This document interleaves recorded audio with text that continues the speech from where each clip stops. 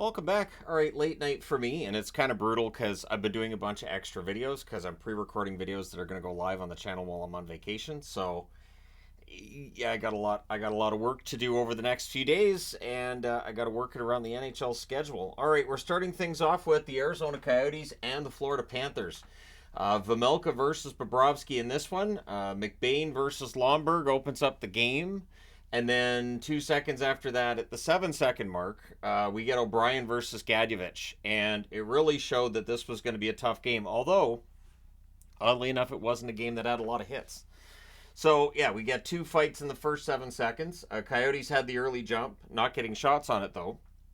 Things get pushed in a hole by Vejmelka, and then at 1:53, Tkachuk puts one through a screen short side. Verhaeghe and Forsling with the assists. 1-0 Florida. Panthers press for another. Barkov has a rush chance that save. The Coyotes press at 5.5 minutes. They get a power play. That's killed off, no shots. And then the Panthers get a power play, which they score on. It is Reinhart on a tic-tac-toe play. Tkachuk and Barkov with the assists at 8:43. So it's another special teams goal for Reinhart. Ridiculous. At 9:01, on a rush, clearly because it's 17 seconds later, Bennett scores from Verhaeghe and Forsling. So Verhaeghe with 2 assists already, and same for Forsling. And it's 3-0 in favor of Florida. Stenlund's denied as the Panthers press. There's a power play for the Coyotes. That's killed off. 1 shot on net. 3:19 left. The Panthers get a power play. That's killed off as well. It is 3-0 after the first period for Florida. Second period, Michelli's denied from the slot. The Panthers press at 2 minutes. McBain gets denied in close. And then Tkachuk scores again for Florida from Verhaeghe and Lundell at 4:14. So Tkachuk with a couple of goals tonight, and continues to get those goals that were expected earlier in the season. But hey, better late than never. So it's 4-0 at that stage for Florida. Panthers press for another. We get a power play for Arizona. There's a shorthanded rush by Luostarinen. They end up killing that off. Panthers press with 9 minutes left. Keller fires one wide on a rush. Coyotes nearly catch Bobrovsky out of the net, but they do not. Things get pushed in a hole by Vejmelka. Florida comes out of that with a power play. It's killed off, and the Coyotes clear it out after. The dislike is ramping up again as we're getting a lot of pushing on the whistles between these teams. Kulikov then has a one-timer that's kicked aside, and then it's a 2-on-1 rush. Lundell scores from Reinhart and Luostarinen at 18:17, so that's 3 points for Reinhart on the night, and that makes it 5-0 in favor of Florida. 1:05 left. The Coyotes get a power play, so that rolls over into the third period. Panthers finish the kill. Barkov's denied and close, but then it's Gadjevich. So he scores from Stenlund at 2:27. He gets 2/3 of a Gordie Howe hat trick. 2 out of 3 ain't bad. Coyotes go back to the power play, and they score on this one. It's Gunther from Keller and Kerfoot at 3:25. We then get a power play for Florida. That's killed off. Coyotes get a power play. That's killed off. And then the Coyotes get another power play, which is also killed off. So lots of Coyotes power plays tonight. Lots of practice. Cooley would deflect one in from Gunther and Michelli at 18:58 just to keep the no mercy magnet off the board. Your final score is 6-2 for Florida. They go to 29-14-4 with the win. The Coyotes 23-20-3 with the loss. Shots on net 17-5 Florida in the first, 20-12 Arizona in the second, 14-8 Florida in the third. Final shots are 43-33 for the Panthers. Power plays, Arizona 1 for 7, Florida 1 for 4. The hits 14-11 Arizona. Vejmelka saved 37 out of 43. Bobrovsky saved 31 out of 33. And they might have thought about going to Ingram, but they're playing in Tampa Bay tomorrow night, so Ingram's starting that game.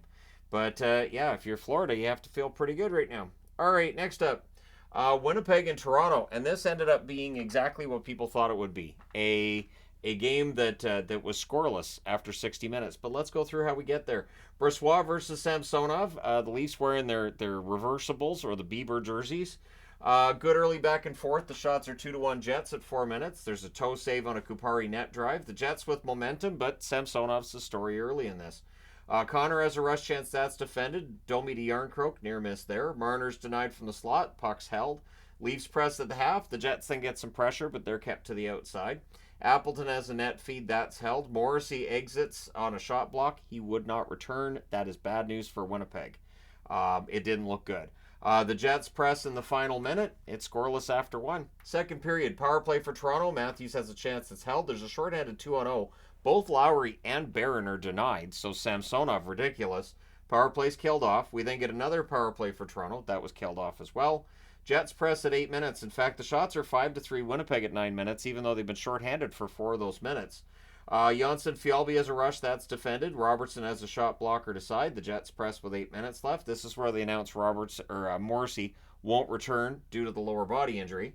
Leafs get another power play. It's killed off as well. Matthews to Nyes gets picked off. And so we go to the third period, still scoreless. Marner has a net feed that's held. Yarncroke has a rush chance kicked aside. Marner had a wraparound that's saved. The Jets guilty of some turnovers here.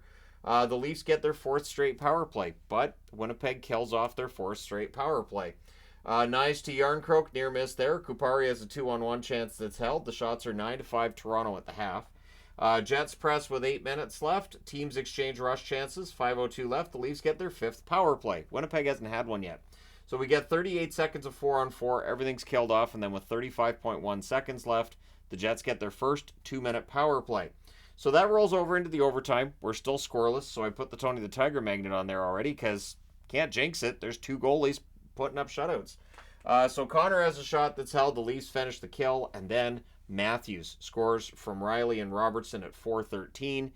Tips that one in. So your final score is 1-0 for Toronto. They go to 24-14-8 with the win. The Jets 30-11-5 with the overtime loss. Shots on net 16-4 Winnipeg in the first, 11-5 Toronto in the second, 13-7 Toronto in the third, and the overtime 4-2 Winnipeg. Final shots 32-30 for the Jets. Power plays 0-2 for Winnipeg, 0-5 for Toronto. Hits 21-20 Winnipeg. Brossoit saved 29 out of 30, and Samsonov saved 32 out of 32 for the shutout. So there you go. See, he went down to the minors. They fixed him. He comes back up, and he's fine. Hopefully he stays good. Next up, Carolina and Boston. So I swore tonight. I swore at this game, and then I swore at another game, too, that's on the other board. Kind of a sweary night for me. Martin versus Ullmark. Martin knows the Bruins, and Spencer Martin plays well against the Bruins. I don't know what it is. He played all 3 games for Columbus against him. Now he's in Carolina. He's playing them again. Honestly, Carolina looks genius for playing him. So early chances for the Canes. The Bruins draw a power play. That's killed off. The Canes press at 5.5 minutes. Brendan Lemieux has a shot that's held. There's a post for Jarvis. The Bruins are forced to ice it after that. The shots are 5-3 Carolina with 9 minutes left. McAvoy has a wraparound chance that's saved. Zaka had a wraparound saved as well. We get a power play for Carolina, and they score on it. It is Marty Necas from Shea and Drury at 18:04 on a wrister from the slot. There's a near miss for Pasternak in close, and with 26.7 seconds left, the Canes go back to the power play. So that rolls over into the second period. Teravainen has a chance that's held. We then get 48 seconds of 4-on-4 before Boston has a power play. There was a shorthanded chance for Jarvis. That's held. Everything gets killed off. Canes press at 5.5 minutes. Burns is denied. In fact, the shots are 9-0 for Carolina at 6.5 minutes. The Bruins press, but they can't get to the net. Canes press at 9.5 minutes. Ullmark's the only reason this game's close at this point. Ullmark's just keeping the Bruins in it. The Canes draw another power play, and they score on this one too. It's Teravainen from Jarvis at 11:50. He roofs that one in close. It's 2-0 Carolina. Canes look for another. We get a power play for the Bruins. Van Riemsdyk's denied. Martin holds there. That power play is killed off. And then Marchand has a net drive this block. The Canes press to close it out. They're up 2-0 after 2. Third period. 1 minute and 30 seconds in. Marchand buries one from the side of the net. Frederick with the assist. Marchand trying to drag his team back into this. Bruins look to tie it. In fact, the shots are 4-0 or 6-0 Boston at 4.5 minutes, and then they do tie it. It's Marchand burying a rebound on a rush. Coyle and Frederick with the assist at 7:29. It feels like, hey, momentum, maybe Boston is not to be. Blocker save on Necas. There's a power play for Boston. That's killed off. The Canes have a 3-on-2 that's defended. And then on a rough turnover, it's a breakaway, and Martinook scores. Necas and Aho with the assists at 17:33, and Carolina would win it 3-2. They go to 26-15-5 with the win. Boston 29-10-9 with the loss. They are the last team in the league to get 10 regulation losses. Shots on net, 10-8 Carolina in the first, 13-7 Carolina in the second, 13-10 Boston in the third. Final shots, 33-28 for Carolina. Power plays, the Canes 2 for 3. Boston 0 for 4. The hits, 28-25 Boston. Martin saved 26 out of 28, and Ullmark saved 30 out of 33. So, entertaining game. In the end, the better team probably won. Didn't make me swear at it less, though. That being said, I do need to change boards. 6-2 was a popular score tonight. Speaking of which, let's talk about the Capitals and the Avalanche. So Lindgren versus Georgiev. Center Ice didn't have the game on. What I mean is my NHL Center Ice package did not have this game on. If I did not have Sportsnet Plus as well, I would not have known what was going on with this game at all. It never showed up. It wasn't on TV. No idea why. It's the first time that's happened this season that I'm aware of. I'm pretty sure it hasn't happened. No clue.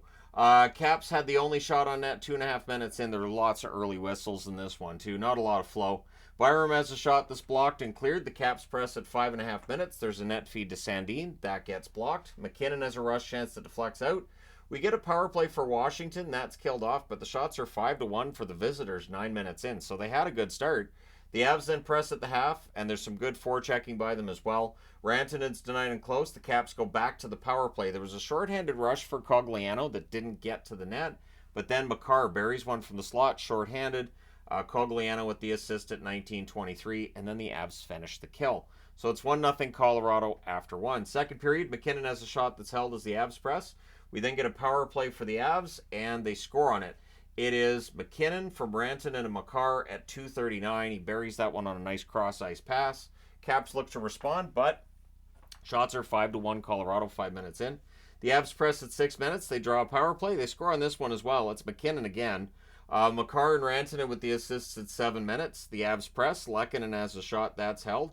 And the Avs go full Globetrotters at 8 minutes and 30 seconds. Like, sweet Georgia Brown could have played while they were out there skating around. Caps just watching him. McKinnon would score the hat trick goal, and natural hat trick at that. Rantanen with the assist at 9:16. That was the 9th shot for the Avs, and still one shot for the Caps at that point, and 3 goals in that period for the Avs, who are now up 4-0. Dowd has a rush chance that's held. The Avs press with 7.5 minutes left. We get a power play for the Caps. That's killed off. Not a lot else of note, really. It's 4-0 Avs. Third period, Rantanen fires one wide on a rush. We get a power play for the Caps. That's killed off. Pretty aggressive kill by the Avs. Shots are 4-2 Colorado at 6.5 minutes. Caps press. They were a post away from 4-1, and then they do make it 4-1. It's Strome burying one in close. Pacioretty and Ovechkin with the assists at 7:26. Cogliano's then denied on a 2-on-1 rush, but at 10:26, Rantanen scores from Drouin and McKinnon, so that restores the 4-goal lead. Caps press with 6 minutes left. We get a power play for the Avs. That becomes 30 seconds of 5-on-3 and then becomes a 4-on-3, meaning it's going to turn into a 4-on-4. During the 4-on-4, McKinnon gets his 4th goal of the game. So 4-on-4, 4th goal. Sure, why not? Rantanen with the assist at 16:14. To their credit, Washington keeps the no mercy magnet off the board by scoring. Strome from Wilson and Barrett 17:37. It was a great pass from Wilson to set it up. That's as close as Washington gets. Your final score is 6-2. 31-14-3 is the record for Colorado. Combined with the loss in overtime for Winnipeg, by my count, Colorado is now tied for the lead in the division, I do believe. Washington 22-18-6 on the season with the loss. Shots on net 10-9 Washington in the first, 12-9 Colorado in the second, 10-6 Colorado in the third. Final shots 31-25 for the Avalanche. Power plays 0-for-5 for Washington, 2-for-4 for Colorado. The hits 12-8 Washington. Lindgren saved 25 out of 31, and Georgiev saves 23 out of 25. So overall, I would say that's a pretty good night if you're an Avs fan. All right, next up, Chicago and Seattle. So this is 2 teams that have been struggling, but one that has a lot of pretty good players, and the other that is doing their best with what they have right now, and that would be Chicago. So it's Soderblom versus Decord. It was a late start because TNT doubleheader, so you got to have 20 minutes in between the end of one game and the start of the next. No idea. Good early looks for both teams. The shots are 4-2 for Chicago at 2.5 minutes. Dumoulin has a shot that's caught and held. Seattle does open the scoring. It's McCann, top shelf from the slot. Eberle and Schultz with the assists at 4:33. Blackwell fires one wide on a 3-on-2, and then Schwartz at 7:12 wires one from the left circle. Burakovsky and Dunn with the assists. We then get a power play for Chicago. Dickinson gets robbed on that, and then there's some pushing after that. Power play gets killed off. The Hawks press with 5.5 minutes left. Eventually, they do score. It's a point shot tipped in by Joey Anderson. Dickinson with the assist at 17:20, and Jones with the primary assist. He was the one that took the point shot. Seattle presses to respond, but it's 2-1 Seattle after the first. Second period, bewildering goal. Chicago player puts it in off his own player. So it goes in off Vlasic's skate. It's an own goal. It's credited to Wenberg at 15 seconds. He was the last Seattle Kraken player to touch the puck. So another bizarre goal in the NHL. So that makes it 3-1. Kurashev has a one-timer. That's held. We get a power play for Seattle. That's killed off. The shots are 6-1 Seattle at 6 minutes. Burakovsky's denied and close. Foligno fires one wide on a 2-on-1. We get a power play for Chicago. That's killed off. 5:07 left. The Kraken get a power play. It's almost killed off, but at 17:28, Tanev scores the power play marker from Dumoulin and Cartier. I think there was like 8 seconds left in that power play. So it's buried on a nice pass by Dumoulin. Kraken then press for another, but it is 4-1 for Seattle after the second period. So third period, there's an early power play for the Hawks, and they score on it. It's Foligno. It's a nice tic-tac-toe play as well. Kurashev and Jones with the assists at 39 seconds. So Seth Jones with a couple of helpers tonight, and that makes it 4-2. Anderson then has a wraparound. That's blocked. There's a near miss for Eberle as Kraken press. Donato gets robbed on a break one way, and then TOR on a breakaway the other way. Scores. He gets that one from Eberle and Schultz at 4:28. The Hawks press at 6 minutes. Shore was denied. The rebound's cleared. Power play for Seattle, that's killed off. And then at 16:22, another insurance goal. It's TOR with the second of the period. Borgen with the assist. And TOR just buries a rebound there to make it 6-2. And that is your final score. Seattle goes to 20-18-9 with a much-needed victory. For Chicago, 14-32-2 as the misery continues there. Shots on net, 15-8 Chicago in the first, 11-6 Seattle in the second, 14-10 Chicago in the third. The work ethic's there. They outshot Seattle 35-29, just not the top-end skill. Power plays, 1 for 3 for Chicago, 0 for 3 for Seattle. The hits, 11-5 Chicago. Soderblom, 23 saves on 29 shots. Another rough night for him statistically. Decord, excellent again, 33 saves on 35 shots. So, pretty strong night there for Decord and the Kraken. All right, Vancouver and St. Louis. It depends on how you see this, whether you see it as Vancouver comes back and gets a point or they lose the extra point. Depends how you see it. So, Hofer versus DeSmith and the shiny blue helmets for the Canucks. They don't show up that much on TV, not like the silver and the gold. But if the Canucks lose wearing them, do they keep wearing them? Or do they go away from them? I don't know. I don't think they add anything personally. I always find it weird because it's not like we buy the helmets, right? Anyway, I said that earlier in the news video too. So, Garland's denied early. Zadorov has a chance that's blocked. Besser has a one-timer that's blocked out. Suter fires one wide from the slot. Blues press at 8 minutes. They don't get shots out of it. Canucks press. They're kept to the outside. Neighbors is denied on a 3-on-2. Must have taken it personally because he scores the next one. It's only the second shot on net, too. He scores that one from Thomas at 13-14, and the Blues 18-2 when they score first. So pretty strong record when they get the first goal. We then get a power play for the Blues, and they score on it. It's Buchnevich on what was their fourth shot of the game. He tips it in. Neighbors and Thomas with the assists at 14:57. So Jake Neighbors with a goal and an assist. 2-point night for him. Canucks press in the final minute, but they come out of this one down 2-0. Second period. Early jump for the Blues. We get a power play for Vancouver. Besser can't bury one in close. That's held. The power play's killed off just the 2 shots. Shots are 3-0 Vancouver at 6.5 minutes. There's a power play for the Blues, and it's a 4-minute power play. The Canucks kill that off. They allow 1 shot on the 4-minute power play, and then the Canucks rush when it's done. Hughes has a slap shot. That's kicked aside. The Canucks press with 7.5 minutes left, but the Blues are picking off passes while they're getting in the lane and keeping the Canucks away from the net. Hronik has a screenshot that saved. The Blues then get some pressure in the final minute. It stays 2-0 after 2. But at 1 minute, Suter buries a loose puck in the third period. Besser and Hughes with the assists. It becomes 2-1. Doesn't stay that way. 41 seconds later, Toropchenko taps one in after a really nice forecheck by Hayes. Nathan Walker gets the other assist, and that makes it 3-1 for the Blues. Besser with a near miss. It's cleared out. We then get a power play for the Canucks, and they score on it. It is Suter scoring his second of the period from Besser at 5:42. He wires that one from the inner slot, and suddenly it's a 3-2 game. Mikheyev's denied. Hofer holds there. 3:51 left. The Canucks get a power play. That's killed off. Goalie pull happens with a minute and a half left, and at 19:08, the Canucks tie it. It's Suter from Hughes and Hronik. So we go to overtime. The Canucks have fought back. They've got the point. Blues controlled early. Hronik's denied on a fast break. The Blues get the puck. Shen would end up scoring from Leddy at 1:54. He wires it from the slot. Your final score is 4-3 for St. Louis. Canucks fans wanted a penalty called there, but in the overtime, I don't think you're getting that call. 24-20-2 is the record now for St. Louis.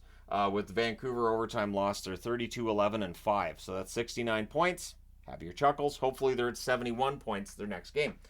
Shots on net, 7 apiece in the first, 10-5 Vancouver in the second, 14-5 Vancouver in the third. Both teams had one shot in the overtime, and the Blues buried theirs. Final shots 32-18 for Vancouver. Power plays, both teams 1 for 3. The hits 19-17 St. Louis. Hofer saved 29 out of 32. He was excellent. And DeSmith 14 saves on 18 shots. I don't know how many he could have or should have saved. Obviously, if Demko plays this game, maybe you end up winning it. But Demko's got to have nights off too. So, at any rate, Canucks get a point.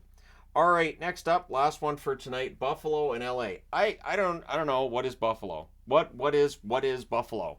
They go into San Jose and they looked. I want to swear here, but I'm not gonna. But they didn't look good. So we can just agree Buffalo didn't look good last night in San Jose. They go into LA, they get a deficit, and then we'll take over the game. Weird. So Levi versus Talbot. There was a ceremony for Kopitar that meant this game didn't start until about 15 minutes after the puck drop normally would happen. So leaves me with a late review tonight. Early back and forth, and at 2:55 on a rush, Kopitar tips one in. Kempe and Roy with the assist on that one. Kings press for another, but at 5:01, Peterka on their third shot scores from Cousins. And then at 5:24, so 23 seconds later, on the fifth shot for LA, they score again. This one's Kempe from Doughty and Byfield. So pretty lively game after the ceremony for Kopitar. Power play for the Kings. Tuck has a shorthanded 2-on-1 chance that's defended, and then at 9:44, the Kings score on that power play. It's P.L. Dubois from Doughty and Byfield. From Laferriere and Clark. So he wires that one from the slot. Brent Clark with an assist there, and it makes it 3-1 for the Kings. And it looks like we're on our way to a laugher, right? Kings go back to the power play. That's killed off. There's a delay game call, gives the Sabres the power play. That was killed off as well. Quinn's then denied after that power play comes to an end. But yeah, it's 3-1 LA after the first. They should be able to bring this one home. Second period, Skinner has a net drive that's held. More than can't bury one in close. The shots on net are 3-0 for the Sabres, 4.5 minutes in. There's an arm save on a rush chance by Tuck. The Kings press at 7 minutes. Danault has a net feed that's held. And then Buffalo cuts into the lead. It's Peterka on a breakaway. Jack Quinn with the assist at 8:22. Sabres look to tie it, and they do. It's Jack Quinn with a goal to go with his assist. Mittelstadt with the assist at 10 minutes and 30 seconds. He wires that one from the high slot. You may need a save there, but that ties the game at 3. Power play for Buffalo, that's killed off. Important kill there if you're LA. You don't want them to score again. Sabres press with 5.5 minutes left. With 2:15 left, the Sabres go back to the power play, and that's killed off. So after 2 periods, the score's 3-3. Third period. Sabres press at 2 minutes. The shots are 3-2 for the Kings at 3.5 minutes, but Tuck would put Buffalo ahead. He gets a goal to go with. He didn't have any points yet. He's on the board. He didn't have any points yet. So there he goes. He gets the goal from Robinson and Krebs at 5:49. Kings press at 7 minutes. They're looking to tie it, but it's a wrister that just fools Talbot. Cousins makes it a 2-goal lead. Peterka and Quinn with the assist at 8:54. So Quinn had himself a bit of a game tonight, and that makes it 5-3. Brant Clark then has a one-timer that's saved. Gavrikov is a blast that's held with 4:52 left. The Sabres get a power play. So that's killed off, but it takes 2 minutes off the clock, and LA's down 2. So they pull the goalie shortly after with 48.4 seconds left. Buffalo goes to the box to make it a 6-on-4. LA doesn't score, and the crowd not very happy at the end of this. Buffalo goes to 21-23-4 with the bewildering win, because who knows with Buffalo what you're going to get from one night to the next. LA 22-14-9 as the descent in the standings continues for the Kings. They don't make up any ground on the Oilers tonight. Shots on net 13 apiece in the first, 13-11 LA in the second, 15-14 LA in the third. Final shots 41-38 for LA. Power plays, Buffalo 0 for 4, LA 1 for 3. The hits 23-14 LA. Levi 38 saves on 41 shots. Talbot 33 saves on 38 shots. We saw a coach lose his job earlier this week. It is possible that the Kings may look to make a change. Well, I guess it was last week now, wasn't it? What are days? Days don't matter. I'll just say this week, sure. But I do wonder how far the Kings are going to let this slide go. before they look to make a change. And whether that's going to be on ice personnel or if it's going to be maybe not the head coach, maybe somebody else in the coaching staff, something's going to have to give soon because the Kings are backing their way out of the playoffs. Let me know your thoughts in the comment section below regarding these games. Don't forget to hit like and subscribe in the event that you have not yet. Thank you guys so much for all your support. And just as like a heads up, it looks like there's going to be a lot of videos that are going to go live on the channel while I'm on vacation. So that takes the pressure off me while I'm on vacation. I still do like news stuff and whatnot, but I don't feel like I have to put out my usual video count because I've already pre-recorded it. It just leaves me very tired. So if I seem tired over the next few days, that's what it is. Thank you guys so much for understanding as always. Thanks for your support. I will talk to you again soon.